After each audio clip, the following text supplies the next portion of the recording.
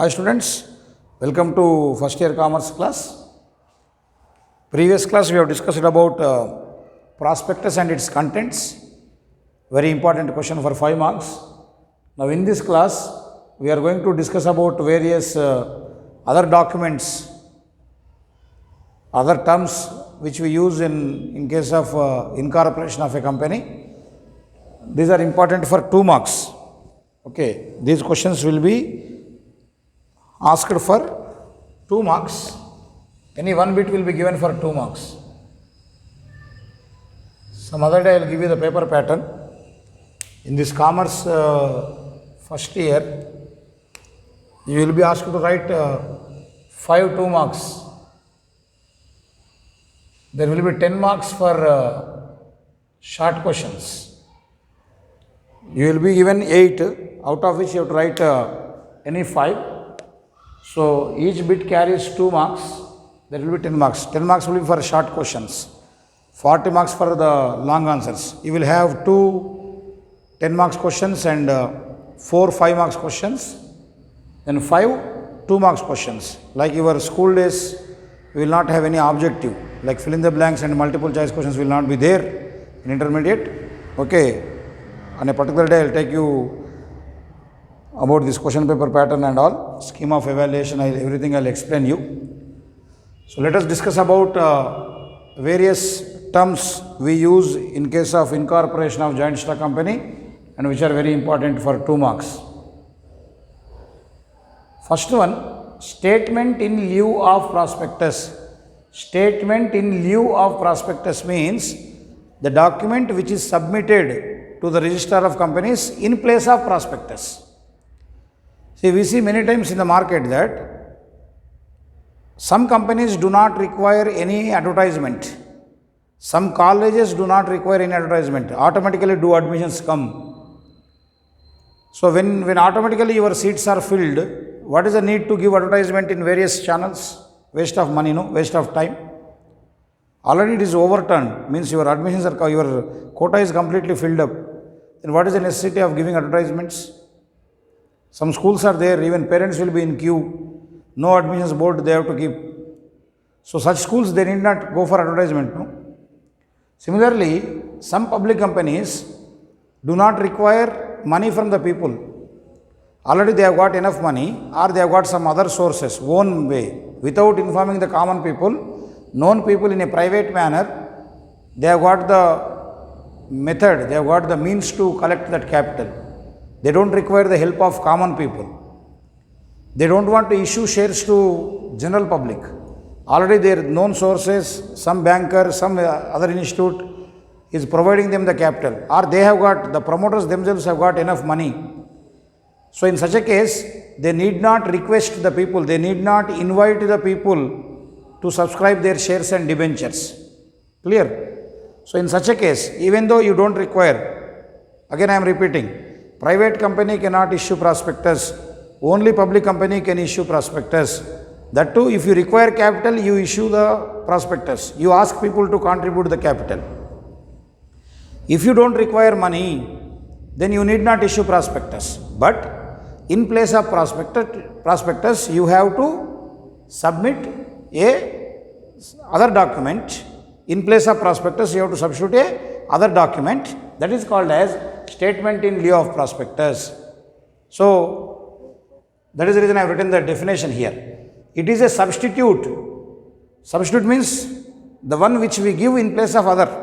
Okay. Substitute teachers also used to know in your school days, no? If a regular teacher doesn't come, some substitute will come. Substitute means something is offered in place of other. Substitute product also we say, substitute lecturer, substitute teacher, substitute player. Okay. So here it is a substitute document of prospectus. Means if prospectus cannot be issued, need not be issued, we issue this document. When we have to issue that? At least 3 days before the first allotment of shares. So when you are allotting the shares to others, to the known people, those who are already contributed capital, so before allotting to them, before allotting the first shares, then you have to, at least 3 days before, you have to submit this document to the registrar of companies. That is what called as statement in lieu of prospectus. Then in the previous class we have learnt about prospectus. It is an invitation given to the people asking the subscription for shares and debentures of a public company. So we have got different types of prospectus. Okay, though prospectus is an invitation, so a public company can submit different models, different types of prospectus that we discuss here. This is a new topic. This year it is introduced. First one is red herring prospectus. Red herring prospectus. See, generally a prospectus means it should contain the full information about the company, share price, minimum subscription, the names and addresses of the directors, okay, auditors, the signatories to memorandum, and the amount of application, allotment, calls, everything will provide through prospectus. That is a 100% information document. A prospectus is always 100% information document, general prospectus. But sometimes public companies have got the option of issuing this prospectus called as red herring prospectus. It contains information in general about the company's business operations and various other matters, but it may not be providing the information about the quantum or price of the securities. Quantum means the number of shares, how many are going to issue, and what is the price of the securities. Security also means same, shares or debentures. Remember this. Securities means shares or debentures. Security doesn't mean a gunman. Security or stock refers to shares or debentures. So, in this prospectus, we don't provide the information about the quantum means number of shares, number of shares, and price of shares we don't mention, except that we give the other details like board of directors, when the company was formed, when the issue will be open, company general operations, what is the product we are going to manufacture, what is our experience, all these business operations information we will provide. But we are silent about the number of shares we are going to issue and price of the shares. Then how do we inform the people about that? In normal prospectus. So here we will be issuing both the prospectus. One will be red herring prospectus before the real invitation. Then once the operations commence, then when we really require money, then we go for prospectus. Then comes shelf prospectus. Shelf prospectus, it is issued by the finance company or a bank or a public company for one or more issues. Normally, public companies, what they do is, they issue different prospectus for different requirements. For example, in 2020, you require some amount of capital, so they issue a prospectus. Again, in 2021, you require some more capital, you have to issue again one more prospectus. In 2022, you require some other capital, some amount of capital, again you have to issue a prospectus. Means here, you are issuing more than one prospectus.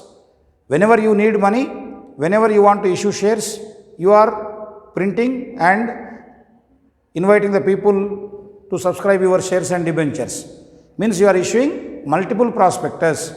So, to avoid that task of printing again and again, to minimize our wastage of time and resources, if you issue shelf prospectus means one by one. So, the same prospectus we can use again and again for getting the capital, for securing capital from the people. You need not issue again and again. Once you issue a prospectus, accordingly we use, whenever we require capital, the same prospectus we make use for our further issues also. That means single prospectus is used more than one time. That is called as shelf prospectus. Then abridged prospectus. Abridged prospectus means the general original prospectus only, but in brief manner, because sometimes people may not have enough time to go through the entire prospectus. Sometimes we see about the colleges or schools, they give you 3 or 4 pages prospectus.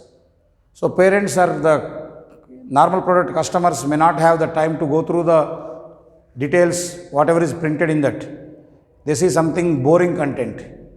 So in this abridged prospectus, we give the summary of the prospectus. That means in a brief manner. Many times you might have observed in your school textbooks or in college textbooks, there will be a lesson of 10-12 pages. At the end of the lesson, you will find summary. That means if a clever student is there, already studied the lesson, okay, you can see here, summary. See, this lesson is about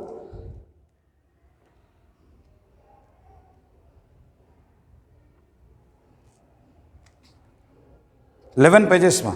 This lesson is about 11 pages. So 11 pages lesson summary is given around in 15 lines.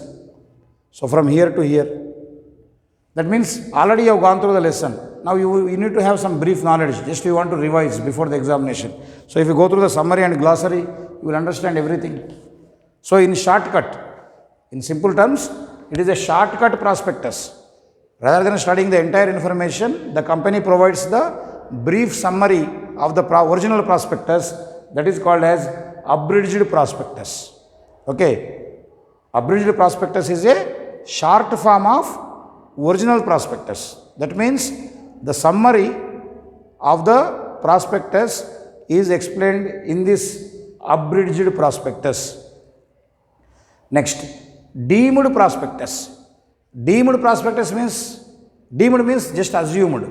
It is not an actual prospectus, but any document, even a common simple paper, which consists of the information about inviting the people for the subscription of shares and debentures, it will become a prospectus. So any letter, any document by which an offer for sale of any securities is made to the public, if any paper is given, that means you are requested to subscribe our shares, a common paper, simple document, that is also will become a prospectus. Need not have all the details.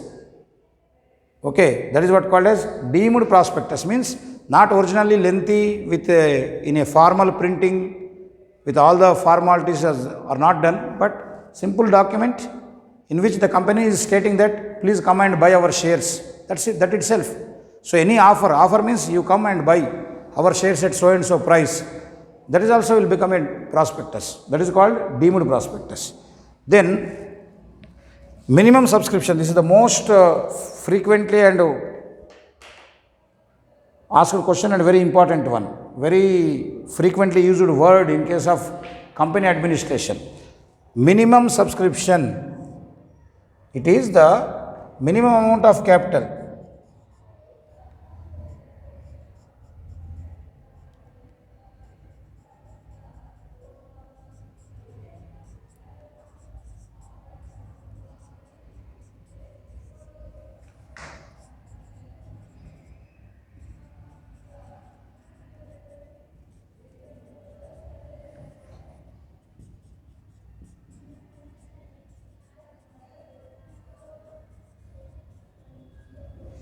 It is the minimum amount of capital to be subscribed by the general public. See, for example, you are starting a company with 100 crores. We fix that at least 60 crores are required to start the company. The promoters will decide.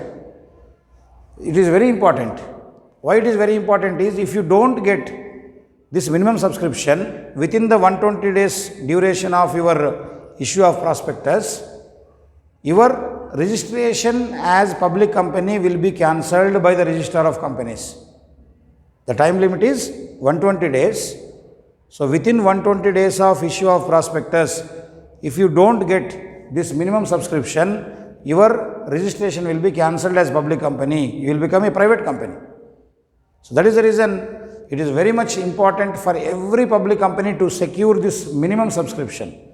So minimum subscription is the minimum amount of capital that will be decided by the promoters.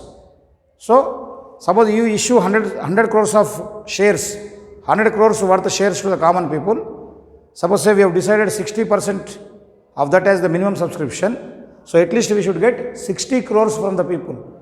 If you don't get that 60 crores worth capital from the people, the registrar will say that you have not secured the minimum subscription. So you cannot be recognized as public company.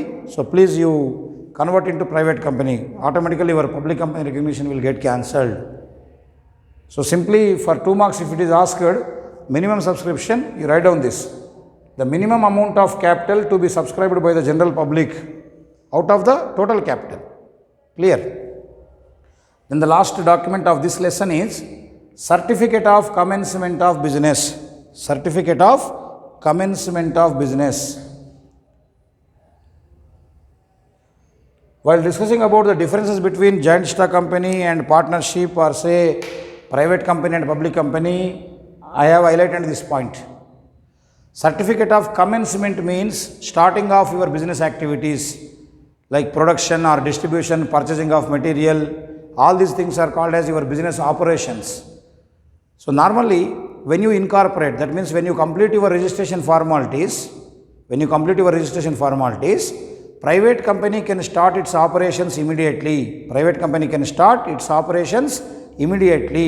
But public company, to start its business operations, it has to get a separate certificate from the registrar of companies. So that certificate is called as Certificate of Commencement of Business. How do we obtain this certificate? So you give all the details like your registration number, your memorandum of association, articles of association, prospectus and other documents to the registrar of companies. Tell him that, sir, we have done with all the formalities of registration, we have done with our incorporation of company, we got the registered number. So please give us certificate of commencement of business so that we can start our business operations. Then the registrar of companies will verify all the documents submitted by you, that means by the public company. If all those documents are correct, then he will issue a certificate stating that yes, so and so company has completed all the formalities, now they can start their business operations. So that is the letter given by the registrar of companies. So certificate of commencement of business is a document, is a letter issued by is a certificate issued by the registrar of companies allowing a public company to start their business operations. Yes, you can start, you are allowed to start your business operations. That is the declaration given by the registrar of companies. So these are the very important documents. With this, we complete this chapter. Next class we will go for the other chapter.